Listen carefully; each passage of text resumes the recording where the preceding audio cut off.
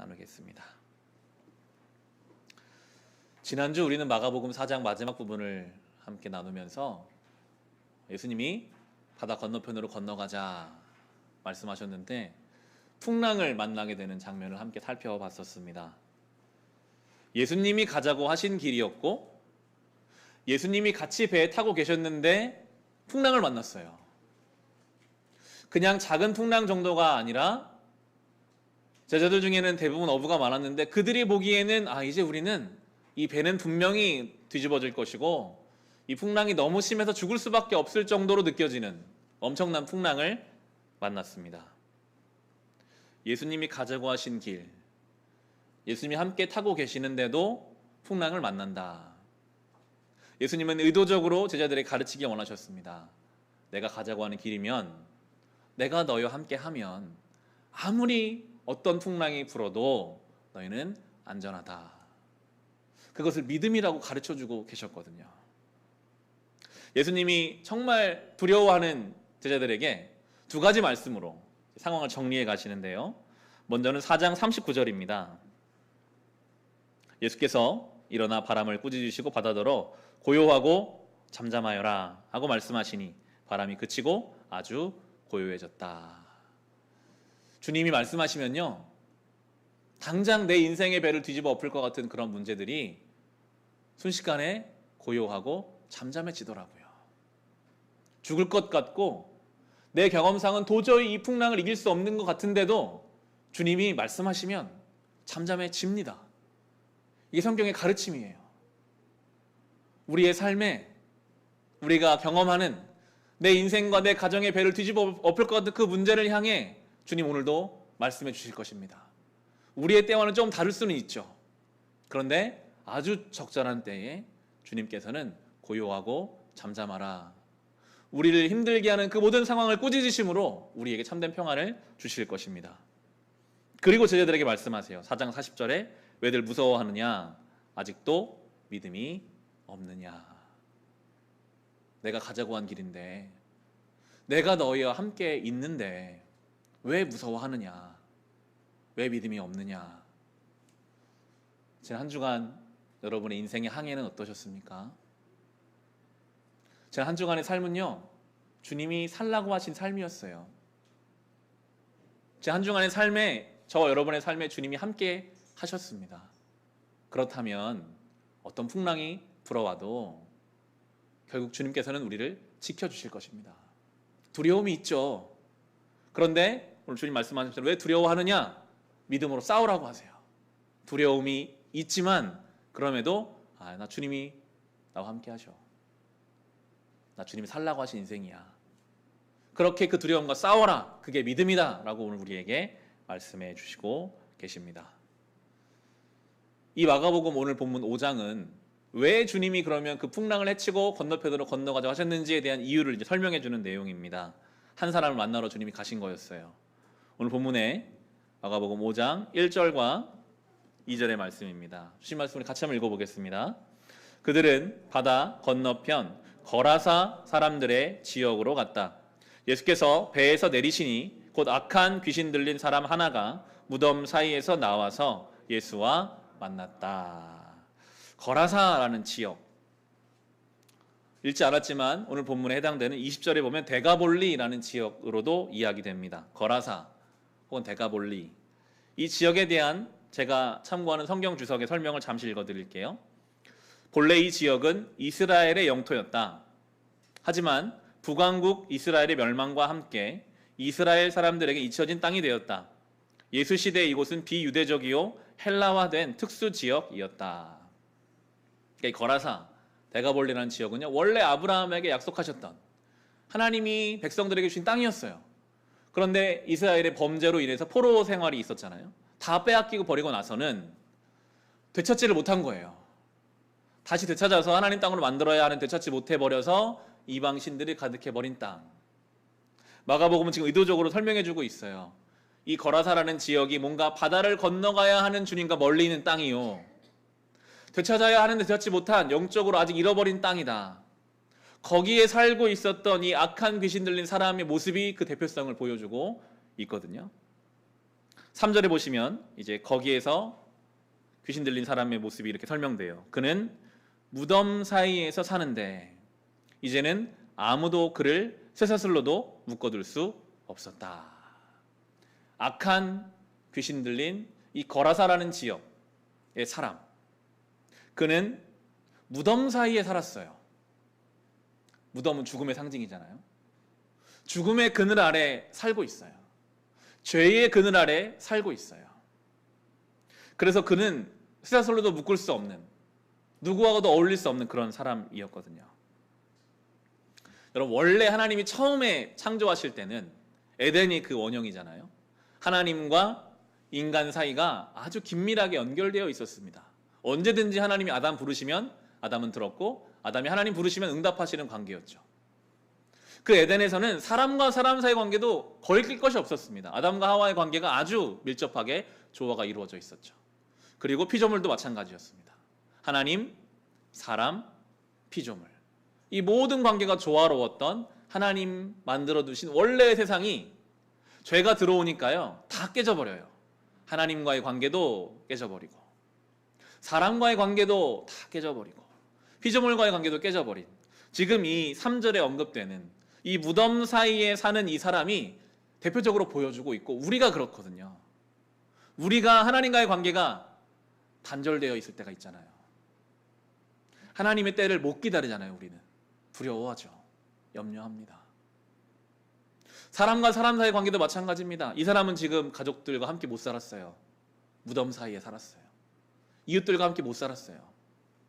죄가 들어와 버린 인간과 인간의 관계는요, 늘 뭔가 오해와 상처 주고 상처받는 것이 너무나 당연해 버립니다. 한 예를 들어볼게요. 지나가던 사람이 만약에 저희 아이들을 보고 아이들이 참 착하게 생겼네요 라고 말을 한다면 저는 어떻게 받아들일까요? 우리 아이들이 예쁘고 잘생겼다라고 말을 안 하고 착하다라고 말한다는 것은 아마 우리 아이들이 못생겼다라고 생각하나 보다 라고 스스로 생각할 수도 있습니다. 분명히 좋은 의도를 가지고 말했는데 나는 그것을 왜곡해서 받아들여요. 한 예를 들었지만 우리의 모든 인간관계가 잘 들여다보면 그런 경우가 많습니다. 선한 의도로 해도 뭔가 그 속에 담겨져 있는 걸 나 혼자 찾아내서 상처받고 상처 주고, 마치 이 가족과 함께 살지 못하고 무덤 사이에 전전하는 인생처럼 사람들 사이에 있지만 외로워요. 아무도 나를 이해해주지 못하는 것 같아요. 죄가 들어온 인간관계는 그렇습니다. 5절에 보시면 이렇게 나오죠. 그는 밤낮 무덤 사이나 산속에서 살면서 소리를 질러대고 돌로 제 몸에 상처를 내곤 하였다. 밤낮 뭔가는 해요. 소리도 지르고 막 돌아다녀요. 그런데 자기 몸에 상처를 주는, 열심으로 사는데, 하나님을 떠난 인생은요, 뭔가를 열심히 해도, 뭔가 최선을 다해서 살아도 결국에는 자기에게 상처를 주고 좋은 것이 이루어지지를 못합니다. 그게 죄된 인생의 모습이요, 사실 우리의 모습이기도 하거든요. 통제되지 않는 분노가 있습니다. 어느 순간 어느 지점이 건드려지면 그 분노가 막 올라와 버려요. 상처를 주죠. 통제되지 않는 우울감이 있습니다. 밑으로 우리를 막 잡아 끌어당기는 것 같습니다. 통제되지 않는 염려와 근심들, 밤에 잠을 이루지 못하게 하는, 그런 일이 일어날지 안 일어날지도 모르는데 그냥 염려와 근심 때문에 우리의 마음이 상하게 되죠.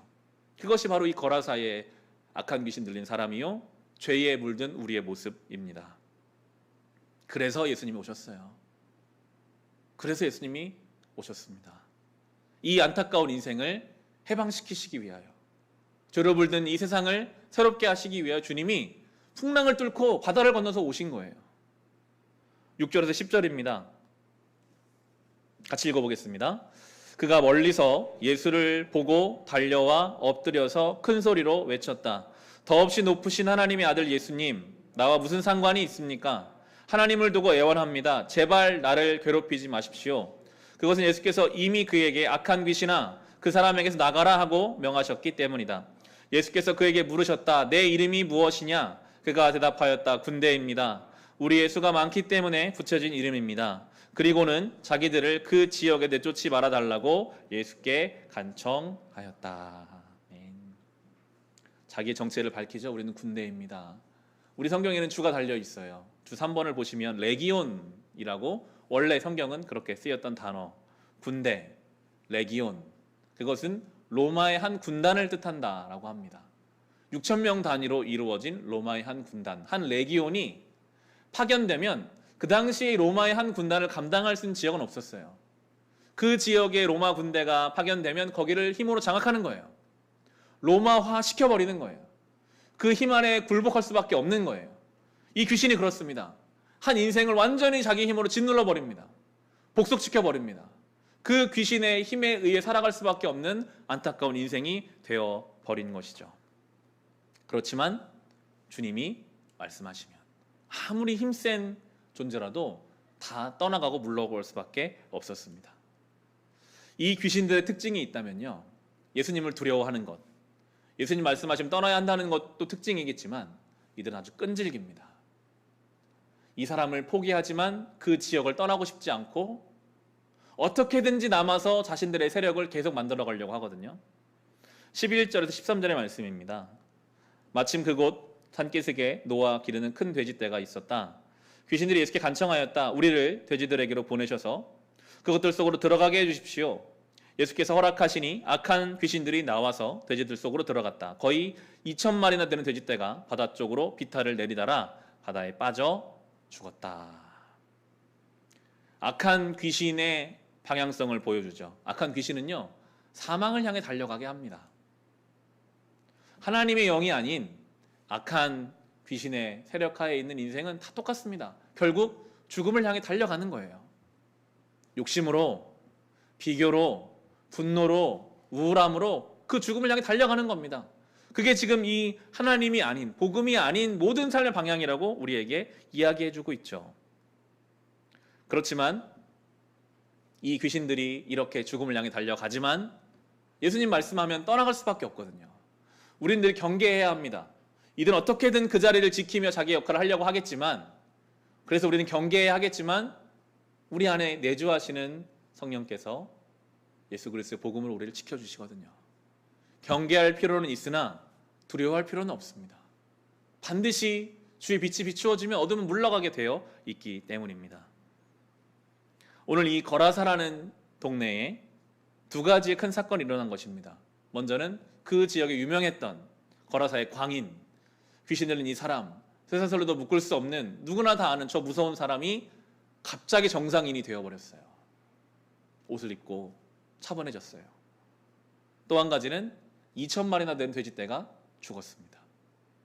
그 갈릴리 바닷가에 돼지의 시체가 막 둥둥 떠다녔었겠죠. 충격적인 모습이었을 것입니다. 한 영혼의 구원과 많은 돼지떼의 죽음. 그 동네 사람들에게는요, 한 영혼이 구원된 그 결과보다는 자신들의 소유인 가축이 죽은 것이 더 그들의 의사결정에 영향을 미치고 있었어요. 그래서 예수님께 요청합니다. 예수님, 떠나주세요. 우리 동네를. 당신이 또 여기 계시면 귀신 들린 사람이 나을지는 모르겠지만 우리의 경제적 손실을 줄 것 같으니까 예수님을 향해서 떠나라고 말하거든요. 14에서 17절입니다. 같이 읽어보겠습니다. 돼지를 치던 사람들이 달아나 읍내와 시골에 이 일을 알렸다. 사람들은 일어난 일이 무엇인지 보러 왔다. 그들은 예수에게 와서 귀신 들린 사람, 곧 군대 귀신에 사로잡혔던 사람이 옷을 입고 제정신이 들어 앉아 있는 것을 보고 두려워하였다. 처음부터 이 일을 본 사람들은 귀신 들렸던 사람에게 일어난 일과 돼지떼에게 일어난 일을 그들에게 이야기하였다. 그러자 그들은 예수께 자기네 지역을 떠나달라고 간청하였다. 지금 이 귀신 들렸던 사람이 놀랍게 회복된 걸 보면 예수님 붙잡아야죠. 예수님, 저 귀신들이 또 다른 사람을 해하지 못하도록 우리와 함께 해주십시오. 근데 그들에게는요, 한 영혼이 살려나는 것은 별로 관심이 없어요. 오직 내 경제적인 이익. 혹시 저 예수라는 사람 때문에 경제적인 손해가 일어날 수도 있는 가능성이 조금이라도 보이면 떠나라는 거예요. 필요 없다는 거예요. 그들의 모든 의사결정의 기준은 내 눈에 보이는 이익에 있습니다. 당장 내 눈에 보이는 이익, 당장 내 감정, 당장 내 상황이 모든 의사결정 기준이 되어버리면 예수님도 필요 없어지거든요. 혹시 우리가 그러지 않습니까? 우리의 삶의 어떤 영역, 내가 다 예수님 믿는 대로 따라가지만 내가 저 사람과의 관계에 있어서는 내가 복음으로 대할 수가 없습니다.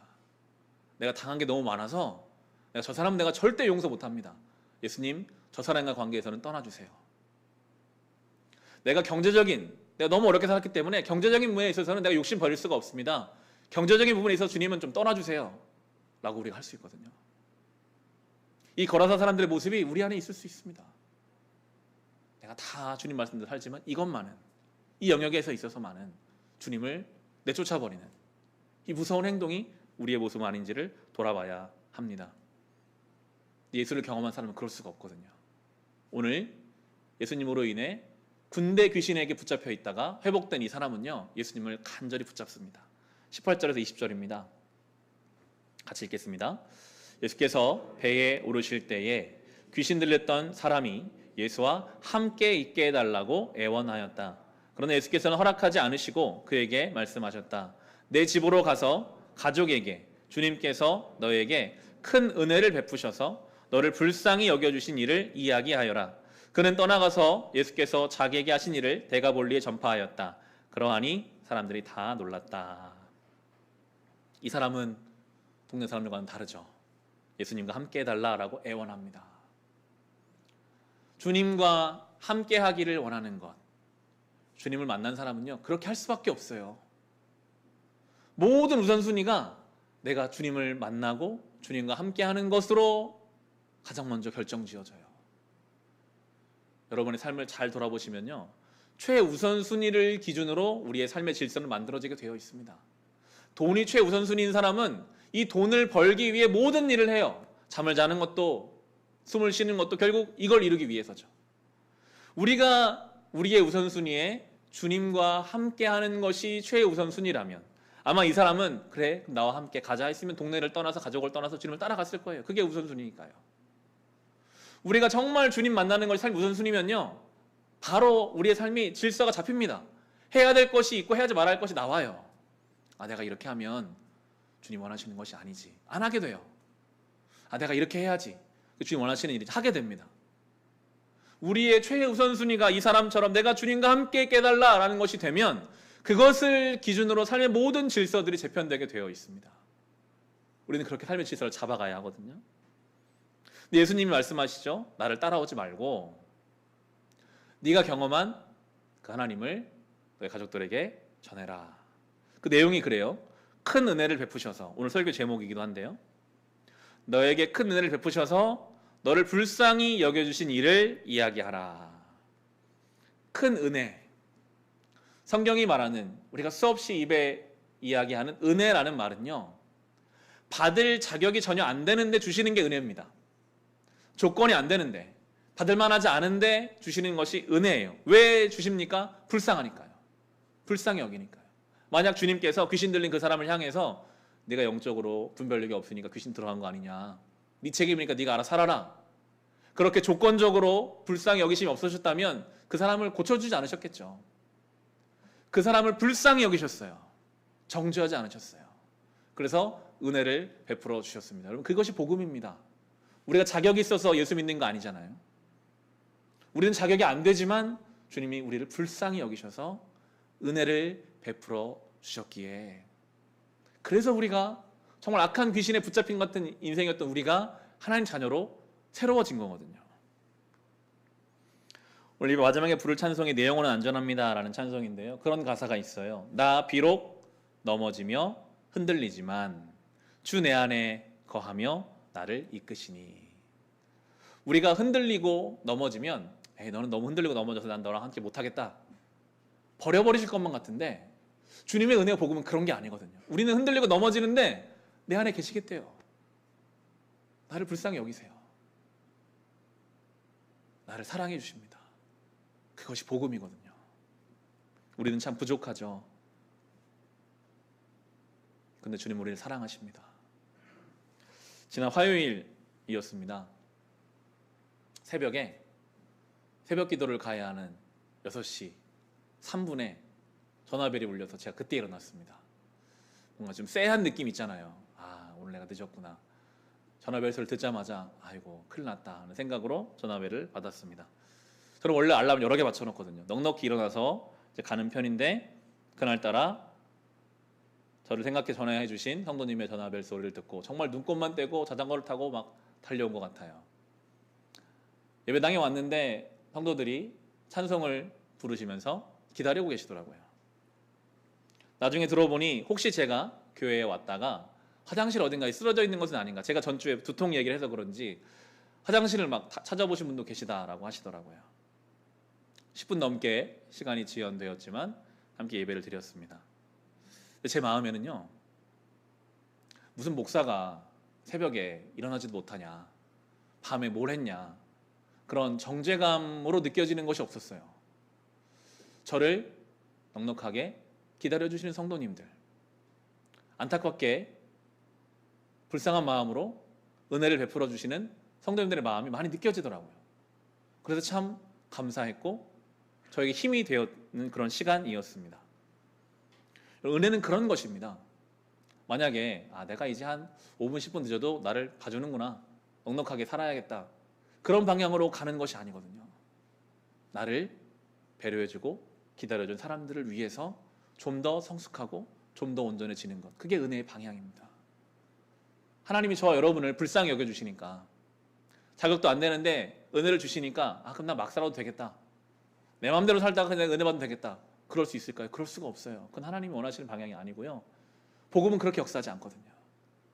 정말 하나님의 은혜를 경험한 사람은요, 내가 이제 정말 그분의 은혜에 합당한 삶을 살아야겠다, 내가 진짜 그 은혜, 그 나를 기다려주시는 그 하나님 때문에 내가 오늘 똑바로 살아야겠다라는 마음이 들거든요. 그게 바로 복음의 방향이고 방식입니다. 이 거라사에 귀신 들린 사람은 그랬을 거예요. 나를 불쌍히 여기셔서 큰 은혜를 주신 주님을 가족들에게 이야기하고, 성경의 증거처럼 데가볼리 지역에 말했더니 사람들이 다 놀랐거든요. 이것이 바로 성도의 삶이고 은혜 받은 자의 삶이 되어야 하는 것입니다. 말씀을 이제 마치려고 합니다. 주중에 묵상했던 시편 8편을 가지고 이제 결론을 내겠습니다. 구약성경 745페이지 시편 8편을 한번 가보겠습니다.